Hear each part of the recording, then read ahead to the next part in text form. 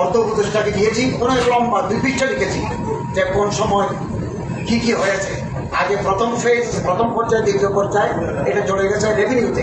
বাকিগুলো রেভিনিউতে না দিয়ে তৃতীয় প্রকল্প থেকে সপ্তম প্রকল্প পর্যন্ত ছিল প্রকল্পের অধীনে, পর্যায়ে ছিল প্রকল্পের অধীনে। এবার তারা দিয়ে দিল আউটসোর্সিং। এবং আমি এটা আমাদের একটা অ্যাডভাইজার গ্রুপ আছে, অ্যাডভাইজার গ্রুপও খুব কড়া ভাষায় লিখেছি এবং অর্থ উপদেষ্টা একটা সিন করেছেন। আমি এখানে থাকতে স্বরাষ্ট্র উপদেষ্টা আমারে ফোন করেছেন যে আমরা আপনার সাথে আছি, এই এখন আমারে ফোন করবেন।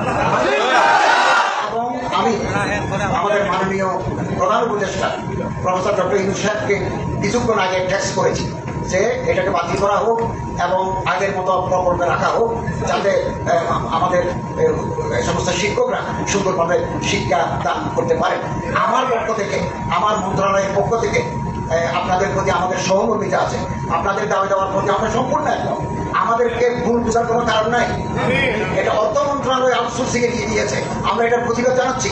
লিখিত কপি আমার কাছে আছে, আমি আসার আগে স্পেশাল মেসেঞ্জার দিয়ে অর্থ মন্ত্রণালয় পাঠিয়ে দিয়েছি। আমি আশাবাদী, আমি ভিতর থেকে আন্তরিকভাবে চেষ্টা করছি আপনাদের পক্ষে আউটসোর্সিং ইনশাআল্লাহ বাতিল হয়ে যাবে।